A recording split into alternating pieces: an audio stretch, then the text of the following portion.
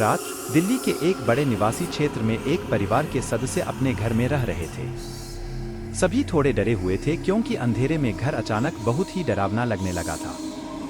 रात के कुछ समय बाद एक अजीबोगरीब ध्वनि उनके घर के अंदर सुनाई दी।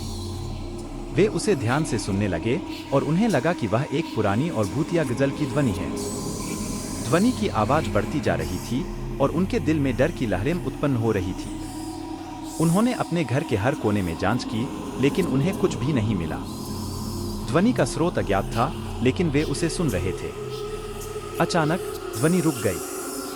परिवार के सदस्यों ने एक दूसरे के साथ चौंके हुए नजरें मिलाई, परंतु उन्हें कुछ समझ में नहीं आया। कुछ समय बाद एक और ध्वनि उन्होंने सुनी, लेकिन इस बार वह एक बच्चे की रोने की ध्वनि थी।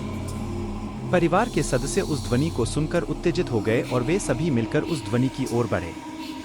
जब वे अपने बच्चे के कमरे में पहुंचे तो उन्हें देखा कि उनका बच्चा गहरे सोते हुए था। वे हैरान थे कि फिर वह ध्वनि कहां से आ रही है। ध्वनि की ओर बढ़ते हुए वे एक छोटे कमरे के बाहर पहुंचे, जहां एक पुरानी और बूढ़ी माजी उन्हें चुपचाप खड़े थे।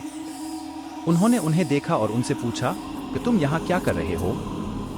माजी ने उन्हें देखते हुए कहा, मैं यहाँ अपनी पुरानी बच्ची को ढूंढ रही हूँ, वह कहीं खो गई है। उन्होंने माजी को देखते हुए हैरान होकर पूछा, तो तुम्हारी बच्ची की आवाज हमारे घर में कहां से आ रही है। माजी ने मुस्कुराते हुए उत्तर दिया, मेरी बच्ची की आवाज किसी और ने नहीं, बल्कि तुम्हारी बच्ची ने दी है। उन्होंने उन्हें विचारने के लिए छोड़ दिया और परिवार के सदस्यों ने उस रात के घटनाक्रम को सोचकर चौंक जाते हैं। वे कभी भी भूतिया और रहस्यमयी घटनाओं के संबंध में सोचते नहीं थे, लेकिन उस रात के बाद उनका ध्यान बदल गया। और जैसे ही वे अपनी बच्ची के कमरे में वापस जाते हैं, तो उन्हें अपनी बच्ची का डरावना रोना फिर सुनाई देता है, जैसे कि कोई भूत हो। रोना धीरे धीरे बढ़ता जाता है और परिवार के सदस्यों का डर और असंतुष्टि की स्थिति बदल जाती है। उन्हें लगता है कि उनका बच्चा किसी अद्भुत शक्ति के बारे में कुछ जानता है जो उन्हें भागा रही है। परिवार के सदस्य उसे चैन की नींद आने के लिए प्रयास करते हैं, लेकिन बच्ची का रोना नहीं रुकता।